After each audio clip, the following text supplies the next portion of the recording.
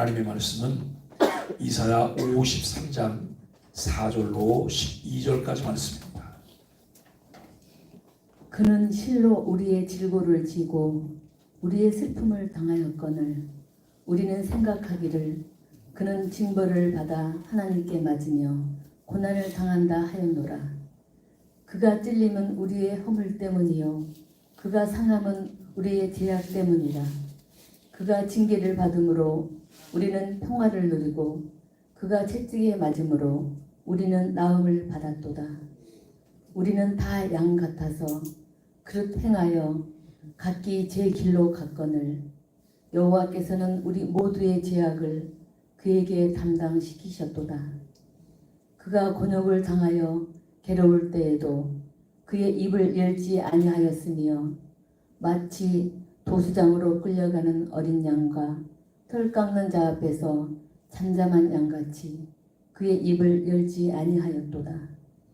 그는 곤욕과 신문을 당하고 끌려갔으나 그 세대 중에 누가 생각하기를 그가 살아있는 자들의 땅에서 끊어짐은 마땅히 형벌받을 내 백성의 허물 때문이라 하였으리요. 그는 강포를 행하지 아니하였고 그의 입에 거짓이 없었으나 그의 무덤이 악인들과 함께 있었으며 그가 죽은 후에 부자와 함께 있었도다. 여호와께서 그에게 상함을 받게 하시기를 원하사 질고를 당하게 하셨은즉 그의 영혼을 속건제물로 드리기에 이르면 그가 씨를 보게 되며 그의 날은 길 것이요 또 그의 손으로 여호와께서 기뻐하시는 뜻을 성취하리로다. 그가 자기 영혼에 수고한 것을 보고 만족하게 여길 것이라. 나의 의로운 종이 자기 지식으로 많은 사람을 의롭게 하며 또 그들의 죄악을 친히 담당하리로다. 그러므로 내가 그에게 존귀한 자와 함께 몫을 받게 하며 강한 자와 함께 탈취한 것을 나누게 하리니 이는 그가 자기 영혼을 버려 사망에 이르게 하며 범죄자 중 하나로 헤아림을 받았음이니라. 그러나 그가 많은 사람의 죄를 담당하며 범죄자를 위하여 기도하였느니라. 아멘. 함께 인사하겠습니다. 아시레 아시레. 하나님께서 오늘도 고난주간 금요일인 우리 주님께서 고난받으신 고난일에 또 이렇게 하나님 새벽을 깨우며 모일 수 있도록 은혜 베풀어 주신 것 진심으로 감사합니다. 우리를 사랑하여 우리를 위하여 놀라운 일을 이루신 하나님의 귀한 일들을 바라보며 깨닫게 하시고 감사하며 하나님을 찬양하기에 부족함이 없도록 인도하여 주옵소서. 하나님이 우리를 사랑하셔서 우리를 위해서 행하신 그 일들을 통하여 우리에게 하나님께서 주신 모든 일들을 우리가 삶 가운데 누리기에 부족함이 없도록 주님 인도하여 주옵소서.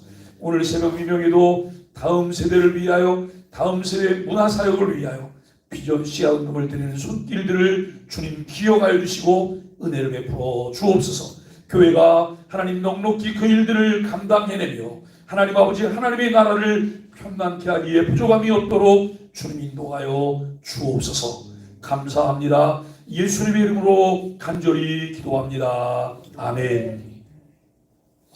오늘 우리는 이사야 53장 고난장이라고 하는 이 장의 말씀들을 나누려고 합니다. 고난받는 종의 온전한 순종이라고 하는 주제로 은혜를 나누기를 원합니다. 예수님의 침묵은 위험 있는 울림이었습니다. 예수님은 십자가로 죄인을 구원하시려는 하나님의 언약에 말없이 합의하셨고 죄인을 대신해 십자가 형벌을 말없이 받으셨습니다. 예수님은 대제사장의 신문과 빌라도에게 참소하는 유대인들의 외침에 침묵하셨습니다. 십자가 위에서 용서와 구원 선언이 담긴 7마디 외에는 입을 닫으셨습니다. 그러나 그분의 침묵은 인류를 살리는 길이었습니다. 그 길 끝에 예수님이 완성하신 하나님의 나라가 있습니다. 성경은 예수님이 하나님의 본체시다라고 말씀하십니다. 쉽게 말하면 하나님과 동일한 본질을 가지신 분이다라고 하는 말씀입니다. 이렇게 영광스러운 분이 인간을 구원하기 위해 하늘 영광을 노리고 이 땅에 오셨습니다. 인간의 몸을 입고 낮고 천한 곳에 오셨습니다. 사람으로 오셨을 뿐만 아니라 끊임없는 포기의 삶을 사셨습니다. 그분이 얼마나 많은 것을 포기하셨을까요? 가난한 집에서 태어나 구유에 누이셨다고 성경은 말하고 있습니다. 여러분, 우리도 굉장히 부자로 사는 집에서 태어나지 않았을 수 있어요. 가난한 집에서 태어났을 수도 있어요. 그런데 여러분, 태어날 때 누일 데가 없어서 말 밥그릇 속에 혹시 누워본 적 있으십니까요? 돼지 우리간의 소리가 태어난 분은 없으시잖아요. 그죠? 그리고 그것도 돼지 먹이 그 밥그릇 안에 침대로 삼아서 누워진 분은 없을 거예요. 예수님은 그렇게 태어나셨어요. 그리고 이사야 53장 3절에서 말씀하는 대로 사람들에게 버림받으셨음을 알게 됩니다. 여러분, 이 예수 그리스도를 진심으로 사랑하십니까?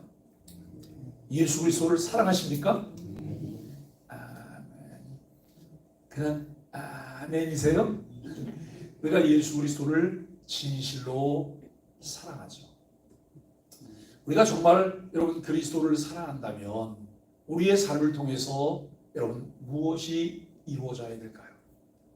나의 그 계명을 가지고 지키는 자나야 나를 사랑하는 자니? 라고 주님이 말씀하세요.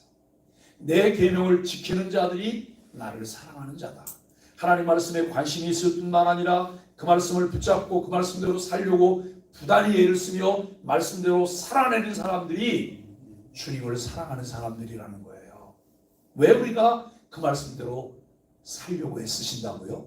왜 그 말씀대로 우리가 살아내야 된다고요? 주님을 사랑하기 때문에. 이전보다 더 주님을 사랑합니다. 이전보다 주님을 더 사랑합니다라고 고백하는 저와 여러분들이 될 수 있기를 바랍니다. 여러분, 예수 그리스도를 진심으로 사랑하십니까? 라고 하는 이 말에 아멘이라고 대답한다면 그 예수 그리스도를 위해 나는 무엇을 포기한 적이 있을까요? 무엇을 내가 내려놓았고 무엇을 버린 적이 있을까요? 아끼던 것을 버린 경험이 있을까요? 우리가 모든 것을 가지고 누리다가 부자로 살다가 망했어요. 모든 것을 놓쳤어요. 그때 그 마음 가운데 일어나는 상실감이라고 하는 것은 이루 말로 표현할 수가 없어요. 어렵게 살았던 이들은 어렵게 살았기 때문에 어려운 삶을 살아가요. 그런데 부유하게 살던 사람이 그것을 놓치면 그 충격과 스트레스는 이루 말로 표현할 수가 없어요. 여러분, 그것 때문에 이제 여러 가지 이 어려운 선택을 하는 그런 분도 계십니다. 그 이면에는 자신이 타인에게 대단한 사람으로 여겨지기를 바라는데 낮은 대접을 받게 되어 분노하는 마음이 있습니다. 예수 그리스도의 낮아지심을 생각하는 것이 필요합니다. 우리를 구원하기 위해 자기를 비우시고 종이 되어 복종하시고 십자가에 달려 죽으신 그분을 생각하면 우리는 어떤 것을 포기한들 불행하지 않을 수 있다고 하는 것입니다. 유한한 인생에서 죽음은 소망을 찾아볼 수 없는 절망의 최절정이다라고 말할 수 있습니다. 그러나 하나님의 계획은 죽음에서 생명의 꽃을 피우는 것이다 라고 말씀드릴 수 있습니다. 모든 사람을 죄악 타락에 내버려 두신다면 모든 인생을 돌이킬 수 없는 영원한 죽음을 경험해야 합니다. 그러나 하나님은 한 사람 그리스도를 죽음 가운데 내몰아 모든 사람에게 생명을 주시는 놀라운 계획을 실행하셨습니다. 이 은혜의 사건은 어느 날 갑자기 일어난 우발적 사건이 아니라 오래전에 예견되고 예표된 하나님의 계획이라는 것을 우리는 생각합니다. 우리가 하나님의 사랑 그러면 그 사랑은 한결같아요. 변함이 없어요. 하나님의 사랑은 한결같고 변함이 없어요. 우리가 예수님을 잘 믿는다고 말할 때 우리 안에 일어나는 성품이 있어요. 그것이 뭐냐면 한결같은 꾸준한 성품이에요. 변함없는 이랬다 저랬다 하는 조석 간의 여러분 조석지변인 그런 이 성품이 아니에요. 늘 한결같이. 그럼 음악으로 말하면 이 디크레센도가 아니라 여러분 크레센도예요. 점점 더 강하고 점점 더 세게. 이것이 예수 그리스도를 믿을 때 나를 통해 나타날 수 있는 성품이에요. 우리가 여러분 예수 잘 믿는다. 도대체 예수 잘 믿는 것에 무엇일까요? 그 사람이 변했어요. 그 사람이 달라졌어요. 그 사람이 하나님의 성품을 갖게 됐어요. 그가 신의 성품에 참여하고 있어요. 하나님의 형상이 회복되고 있어요. 이것이 예수 잘 믿는 것 아닐까요? 우리는 꾸준한 것이 영성이에요.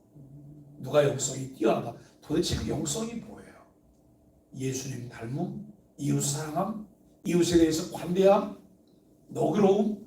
여러분 이런 것들이 영성이라는 것을 우리는 알게 되어집니다. 그런데 하나님은 이 일을 위해서 오래전에 교회 가시고 한 번도 변덕을 떨지 않고, 여러분 하나님이 변덕을 한번 부렸다고 생각해보세요. 나도 이제 몰라. 내 마음대로 할 거야. 여러분 하나님 마음대로 하는 것은 우리를 사랑하는 거예요. 마음껏 사랑하시는 거예요. 자기 자신을 내어주시는 것이 하나님 마음대로 하시는 거예요. 그런데 우리는 내 마음대로 하면 어떻게 돼요? 마음이 다쳐져요. 마음이 얼음도 이런 얼음이 있을까? 여러분 목회를 종합예술이라고 말하거든요. 목회는 상당히 어려운 거예요. 왜냐하면 한 가지만 잘해서는 안 돼요. 모든 것을 다 잘해내야 돼요. 그 중에 가장 어려운 것이 뭘까요? 변덕스러운 사람들을 대하는 거예요. 그런데 변덕스러운 사람들을 어느 날은 온탕에, 어느 날은 냉탕에다가, 어느 날은 여러분 저 남극이나 북극 같아요. 예? 그런데도 온기를 가지고 쭉 그냥 계속 가야 되는 거예요. 왜냐하면 거기 같이 붙어있다가 얼어서 같이 동태가 되고 말아요. 사실 우리가 목회를 한다고 하는, 사람을 대한다고 하는 것만큼 어려운 게 어디 있어요. 10길 물속은 알 수 있지만 한 길 사람 속을 알 수가 없다는 거예요. 그러나 하나님은 늘 꾸준하셨어요. 늘 꾸준히 어떤 일들을 진행하세요. 본문은 고난받는 종의 사역과 그 일 동안 하나님의 놀라운 구원의 은혜가 기록되어 있습니다. 그리고 한 구절 한 구절이 모두 예수님을 예표하고 있다는 거예요. 오늘 우리가 금요일 날, 이날을 성금요일이라고 말을 해요. 우리가 여러분 고난주간을 좀 더 의미 있게 보낸다고 하면 매일 아침마다 한 끼 금식하는 것도 우리에게 필요해요. 그런데 그냥 금식하는 것이 아니라 금식했던 아침 식사비를 내가 의미 있고 가치 있는 일에 사용하는 거예요. 저는 고난주간 금식 기도를 하면 고난주간 금식 기도했던 돈을 무엇에 사용하냐면 북한 선교를 위해서 사용해요. 북한 선교를 위해서. 그리고 우리가 금요일 날이면 어떤 분은 하루 종일 금식하는 분도 계세요. 주님께서 고난당하신 이 마음이 얼마나 아름다운 마음일까요?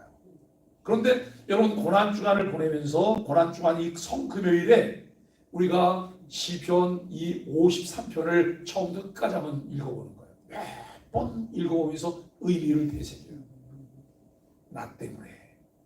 나 때문에 고난당하신 주님을 우리가 묵상해 보는 거예요.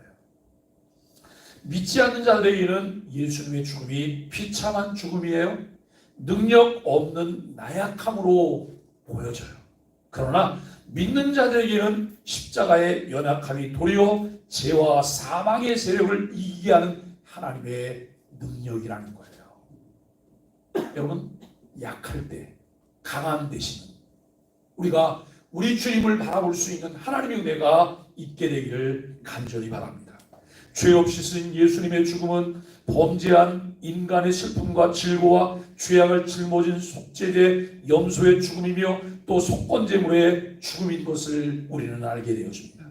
예수님의 고난과 죽음은 인류를 구원하시는 하나님의 뜻과 계획에 의해 이루어진 일들입니다. 모든 것을 다 하실 수 있는 하나님은 인류의 죄 문제를 해결하기 위해 독생자 예수 그리스도를 보내시고 공의를 위해 모든 죄를 담당하게 하셨습니다. 순환과 고난을 당하면서도 예수님은 스스로를 위해 변론하거나 방어하지 않으셨습니다. 죽음의 운명을 알고도 저항하지 않은 어린 양과 같이 예수님은 하나님의 계획과 뜻에 온전히 순응하셨다는 것이죠. 한 사람 예수님의 죽음으로 많은 사람이 생명에 이르고 그의 부활과 영광은 많은 사람이 이제 누리게 될 영광의 근원이 되었다는 것입니다. 마치 한 알의 밀알이 땅에 떨어져 죽음으로 많은 열매가 맺혀지는 것처럼 예수 그리스도의 십자가의 죽음으로 모든 사람을 살리셨습니다. 멸망받는 자들에게 예수님은 죄인이자 강도 같은 자이지만 구원받을 자들에게는 생명을 가져다주는 하나님의 은혜임을 분명히 믿습니다.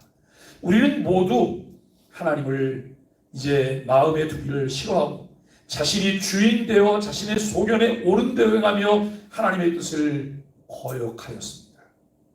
여러분,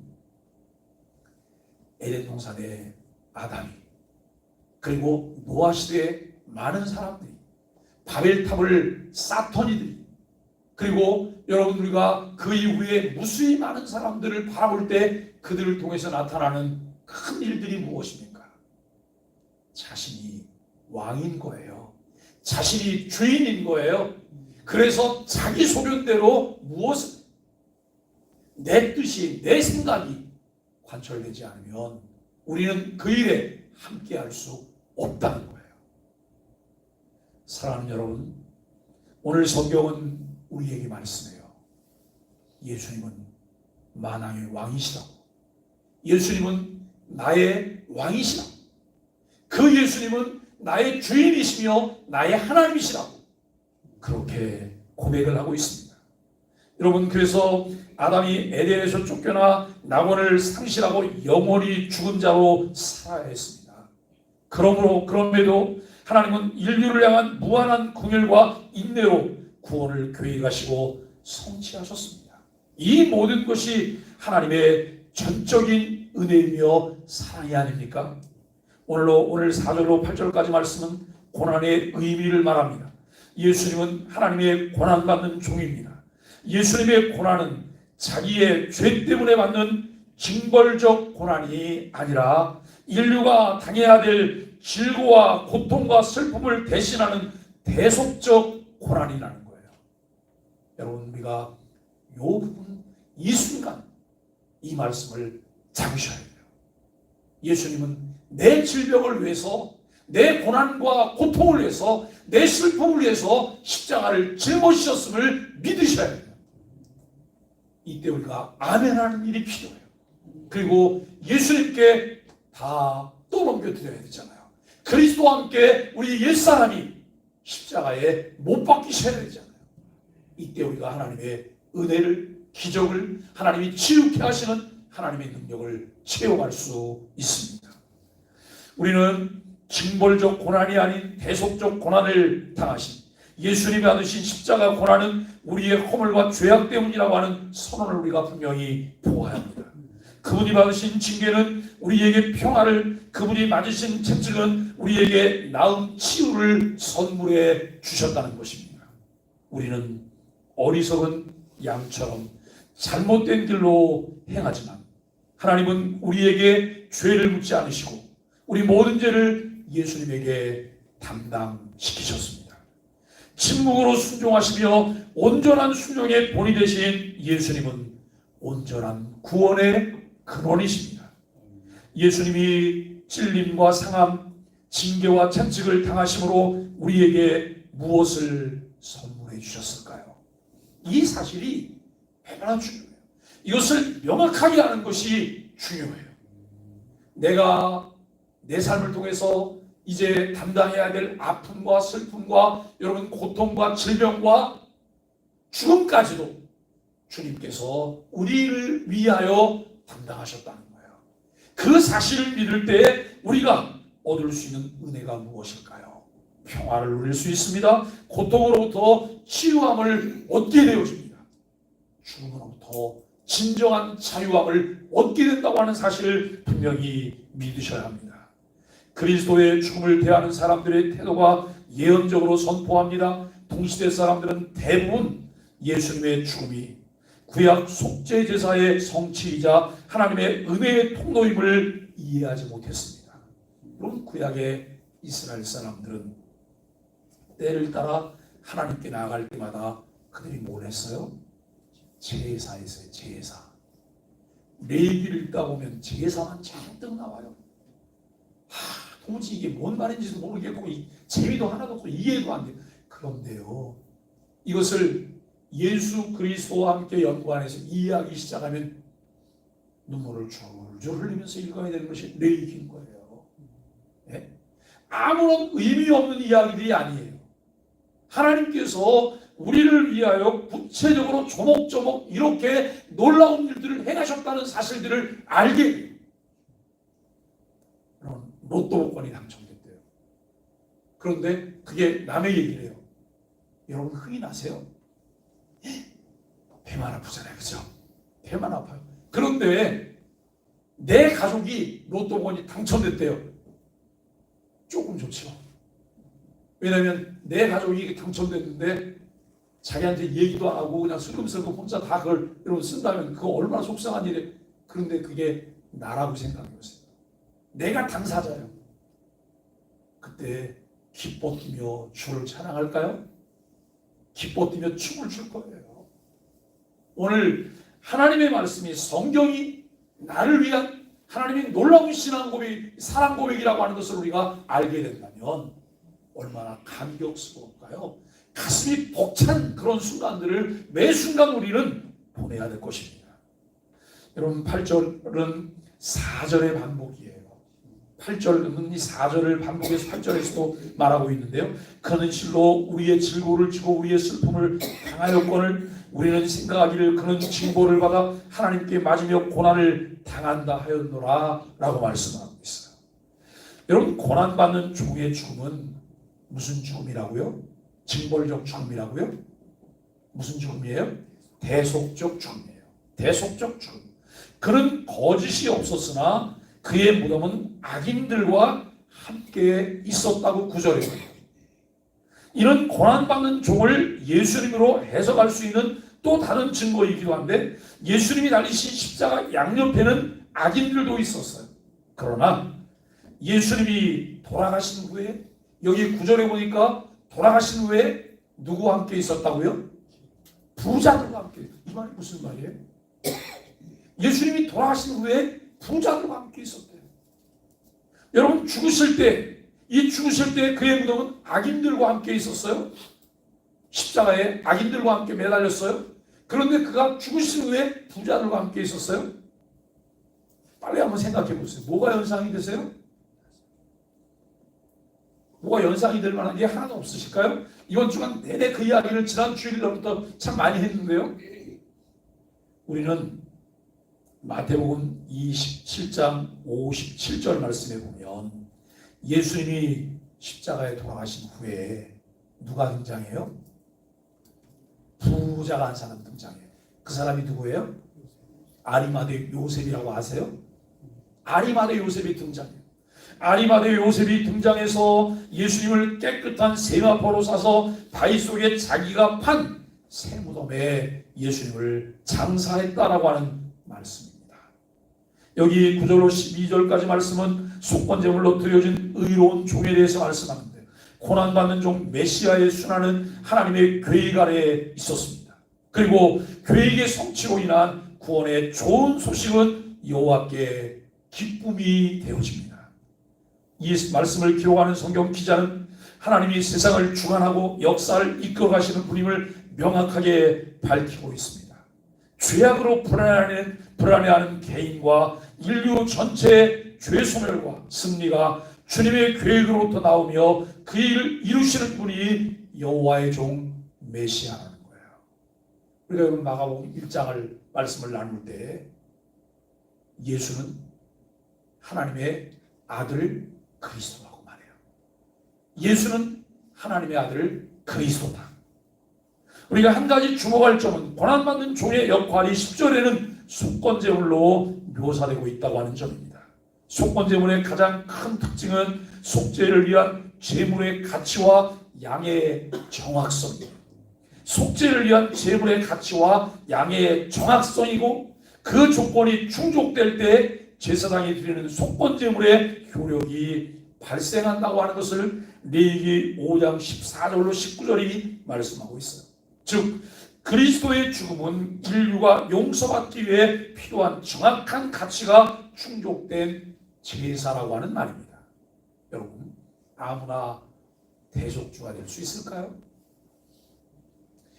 왜 예수님께서 이 땅에 사람의 몸을 입고 오셨을까요? 왜 사람의 몸을 입고 이 땅에 오실 때 그는 성령으로 잉태되셨어야 될까요? 우리가 여러분 하나님 말씀에 있는 그 성육신의 신비를 우리가 자세히 눈여겨 바라볼 때 이 속건제물의 의미가 분명하게 우리에게 깨닫게 되어진다고 하는 거예요. 여러분, 속죄를 위한 제물의 가치와 양의 중요성, 그 조건이 충족될 때 제사장이 드리는 속건제물의 효력이 발생할 수 있다는 거예요. 예수 그리스도의 죽음은 인류가 용서받기 위해 필요한 정확한 가치가 충족된 그런 제사인 것을 알 수 있다는 거예요.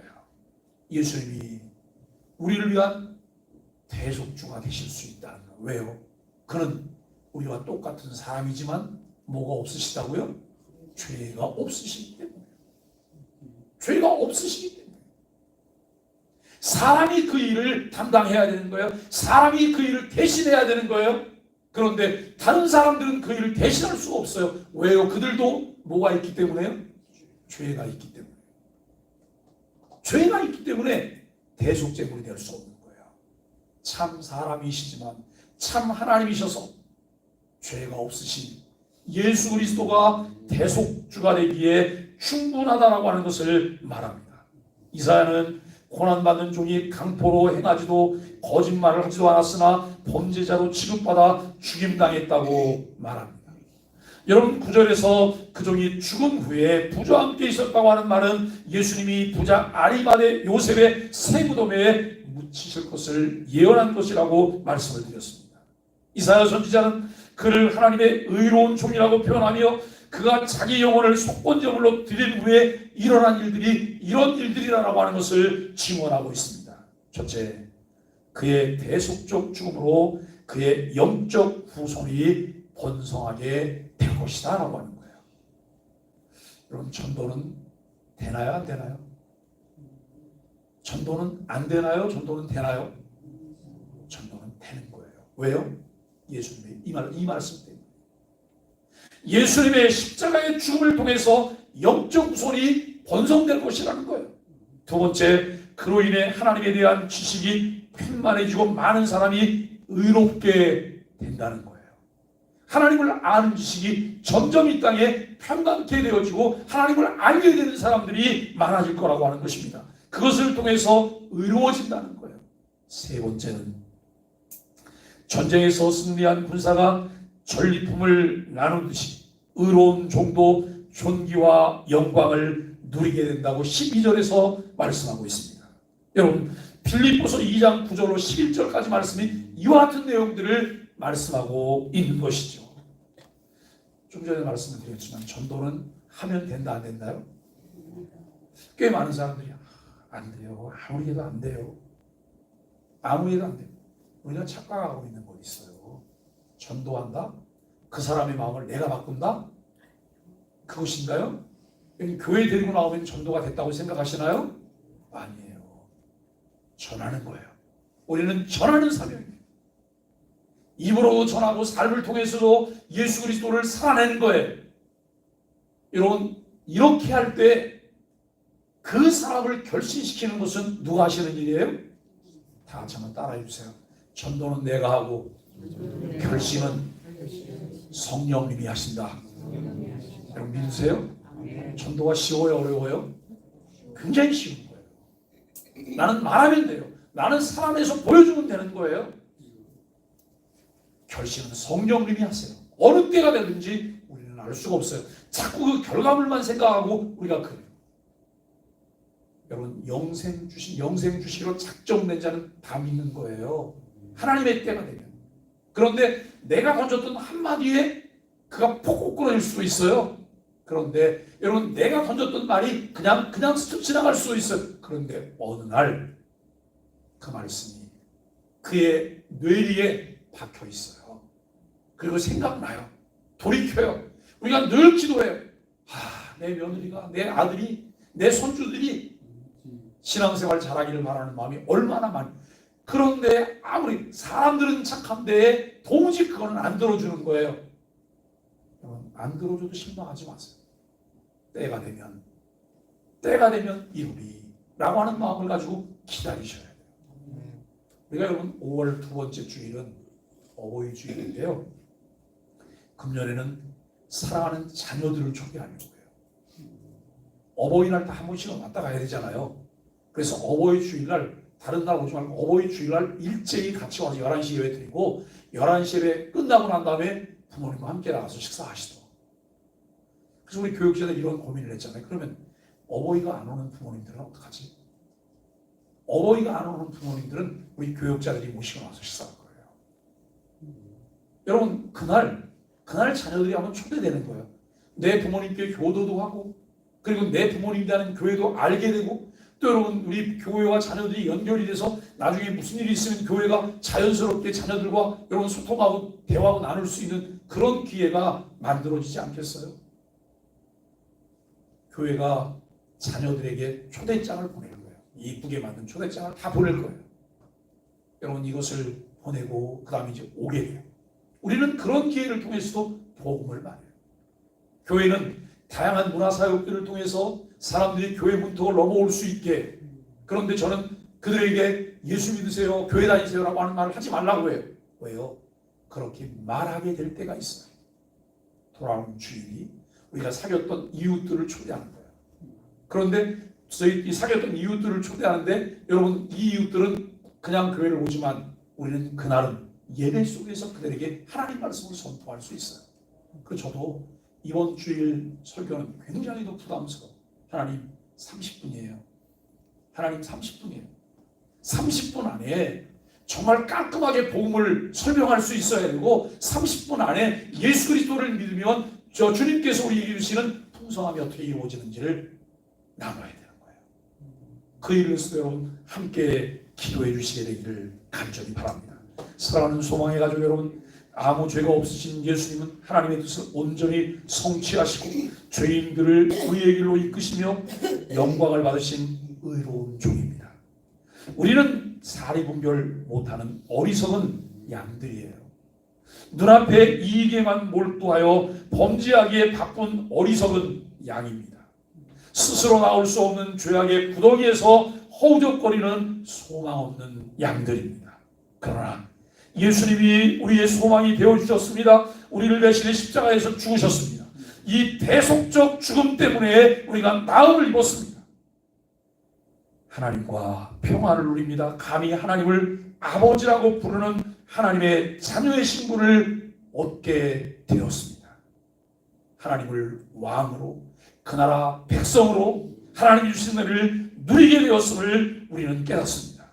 이 놀라운 구원의 은혜는 우리를 사랑하시는 하나님의 철저한 계획과 그리스도이신 예수님의 온전한 순종으로 이루어진 것을 마음에 소중하게 간직하십시오. 예수님이 채찍에 맞음으로 우리가 나음을 받았다고 하는 진리는 영원합니다. 이 진리를 매일매일의 삶에서 체험하며 왕이신 예수님을 온전히 따르는 소망의 가족들이 되시기를 예수 그리스도의 이름으로 간절히 축복합니다. 한 주간 동안도 수고 많으셨습니다. 이 소망의 아침 기도 함께 하도록 하겠습니다. 주님, 모든 질고와 슬픔을 대신 지시고 용서의 제물로 온전히 자신을 드리신 어린 양 예수님을 찬양합니다. 저를 죄악의 일에서 건지시고 주님의 존귀한 자녀로 삼아주셨으니 늘 주님과 동행하게 하여 주옵소서. 주님의 놀라운 사랑을 제 말과 행동, 삶에 담아 겸손하게 살아갈 수 있게 하여 주옵소서. 예수님의 이름으로 간절히 기도합니다. 아멘. 찬송가